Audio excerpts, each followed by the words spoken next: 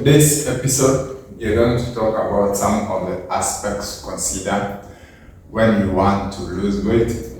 So weight is an issue to a lot of people, and especially in our country, Kenya. So many people are getting fatter and fatter every day. So I'm in the business of helping people live healthy, but also most of my clients are clients who want to lose weight. So that's why today I want to give you 10 tips to consider when you want to lose weight, because if you miss one or two, sometimes you may not be able to see the results that you want. So number one, and this is the biggest, is what we call calorie deficit. So when you want to lose weight, basically the biggest challenge most of the time is calorie deficit, because most of the time weight gain is caused by overeating or eating unhealthy food. So when you want to lose weight, the first thing that you do is to reduce the number of calories that you consume per day, so that you can be able to allow the body to use the fat stored in the body. And this can be achieved in many ways. Number one, you can be able to cut down your portions, you can be able to fast, or you can be able to also control your serving. So if, for instance, you usually consume 2,500 calories, then you can be able to now go into a deficit of 500. And then once you are comfortable with that, again go to another deficit of 500. So the thing is to do this gradually so that you can be able to have something that is sustainable. So number two, balanced diet. So the issue of balanced diet, the reason we are saying also it's good to consume balanced diet is because most of the time people fail to consume a balanced diet. They usually consume sugars, and sugars bring about cravings. And also these simple sugars are used very quickly in the system, and thereby you are likely to overeat them. But then when you consume a whole meal that has a balanced diet, most of the time you are going to have consistent supply of energy for a very long period of time. That is going to alleviate the number of snacks that you are going to eat during that period of time. Basically what it means when you are consuming a balanced diet is that you can be able to go for a long period of time without having to do snacks, because most of the time people fail, especially when they begin implementing snacks into their meals. Most of the time snacks are very high in sugar content or calories, and that's where most of the time the problem is. Number three, portion control, which I've talked about. So portion control is whereby you are trying to be mindful of what you eat. You are not just eating to get full, but then you are trying to eat healthy food that you only need. So the thing is to be present when you are eating, and also to be able to come up with measures on how you can be able to measure your calories or your portions, so that you don't overeat. And that is key, whether you are eating unhealthy or even healthy food. Because even if the food is healthy and you are overeating it, if it's not being used, it's going to be stored. So the thing is to be able to come up with ways you can have small bowls or cans that are able to help you do some portion control, and that is going to help you a lot in losing weight, because you are not going to overeat. Number four, regular exercise. And this is a good area I love talking about exercise. Basically, number one, because it helps you expend calories. So it helps you to use those calories that you don't need in the body. If you are consuming a lot of calories, those calories go and get stored in the body. But then when you are exercising, you are expending those calories, you are using them, so they are not going to be stored in the body. And also number two, you are going to expend maybe calories that are stored in the body in forms of maybe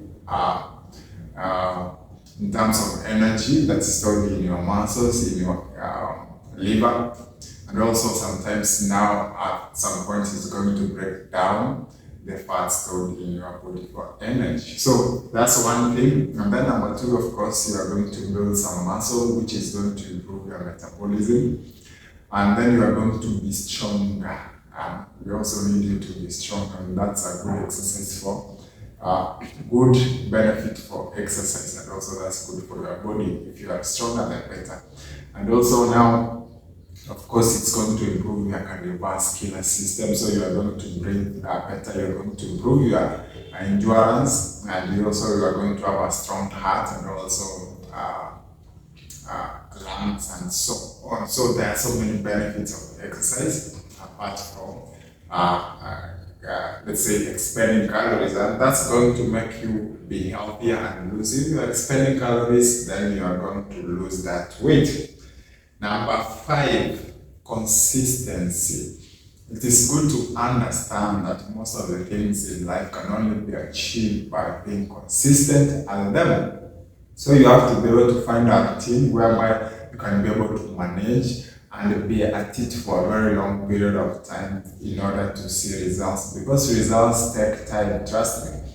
They take time, and you need to have a plan that you are able to manage. So don't do too much too soon, or else you'll get tired easily. So find an exercise that you enjoy, and then keep going, trying again and again, going back, so that you can be able to at least put your body through that routine for a while, for it to be able to adapt. And then from that, it's going to see the change. So initially, during the initial periods when you begin maybe an exercise regime or a diet regime, what happens is that the body is going first to stabilize, try to find its way around that kind of routine. And then from there, you are going to see results. But then over time, again, the body is going to get used to it. So what you usually do again is you introduce a new routine. So that you can be able to avoid plateaus. Basically, you are going to do a variety. But then you have to do this for a very long period of time. And I do think it's good to make it a lifestyle. That way it's going to be easy, and it's not going to seem like it's a chore or an obligation. Number six, hydration. So hydration, sometimes the reason we stress on hydration, basically number one is to prevent dehydration. Number two, sometimes when you are thirsty, sometimes you can confuse that with hunger and overeat and begin eating when you are only you just need water, But also the reason is water is really useful to the body.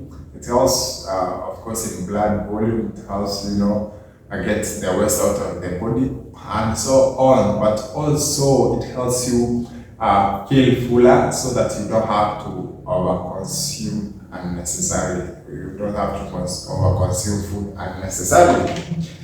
Number 8, I think, 7, sleep.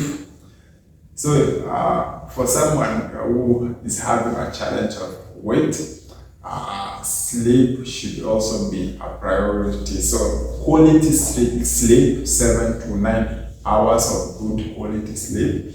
And basically what that is going to help, number one, is going to regulate your hormones. So balancing of hormones, it's done by a good rest. So when your hormones are not balanced, of course you are going to suffer from so many other issues, and one of them being unable to manage your weight.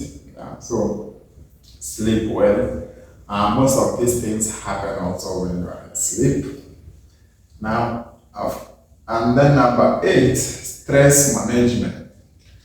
So the reason when someone comes to me, especially for personal training, I have also to be able to know what the kind of work they do, what their families, and so on, basically how their lifestyle is. Because if their lifestyle is so stressful, then most of the time they are likely to suffer from weight issues.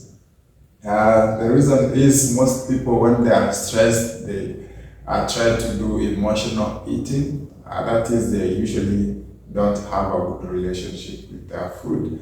And most of the time people gain a lot of weight during the time they are stressed. And also stress increases the cortisol levels, that's the stress hormone levels. And the stress hormone, the cortisol, can make it very hard for you to lose weight. So you have to be able to find ways of meditating, maybe some hobbies, maybe things that help you relax. So mindfulness, yeah, that's what we call it.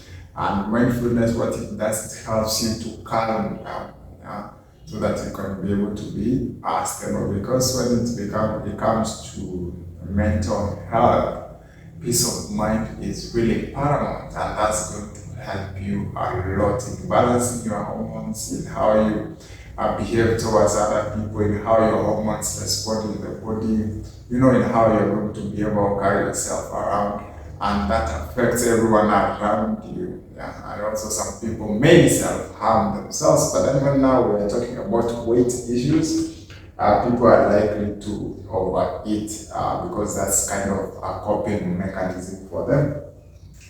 Number 9, accountability and support.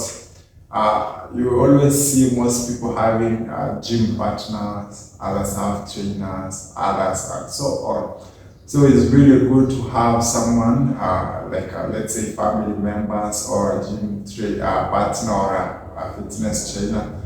Someone who can be able to keep you accountable, and someone who can be able to help you be on track with your progress. It's really good because it's very hard to do it on your own. Doing anything on your own is really hard, and it takes time for you to be able to reach that kind of discipline or level. So when you are beginning your journey of weight loss, find a group of people with similar interests and join this group. Let them hold your hand, let them keep you accountable. And as it is said, if you want to go far, then go with a group, and they are going to help you, because most of them, maybe if you are suffering from similar challenges, some are more experienced. Some have a lot of discipline, some know the way there, and are good at helping you discomfort in numbers. Yeah. Number 10, the final one. So medical considerations. And in this issue is that sometimes you can try everything and fail to achieve your goals. And the reason is sometimes people have underlying issues that they might not be able to know, and these issues are hindering their progress. Yeah. So it's good sometimes if you have and you feel like things are not going your way, it's good to go and get checked out so that you can be able to know maybe if you have other underlying issues that are hindering your progress, because most of the time people have so many issues that they don't know about, and these issues affect their journeys. You can be able to do everything right, but then fail to see results. Those instances are so many. There are so many people who don't see results yet they are doing everything. And the reason is they have other issues that are preventing this from happening. So it's good also to go and see a medical professional, ask them to see, maybe have some tests here and there and know what the issue is. Because sometimes as fitness professionals, we are not doctors. And sometimes we might not know what is happening in your body. And some conditions are not obvious until maybe you test for them or you get checked. And once they are ticked, then from there you can be able to see results. So I hope you have learned something from here. I'm going to do more and more episodes. My hope is that you're going to hold my hand and support me in this journey. So kindly subscribe to this channel. You can like my content, leave a comment, and if there are topics that you want me to explore in the future, kindly let me know. Otherwise, thank you for your time. See you next time. Cheers.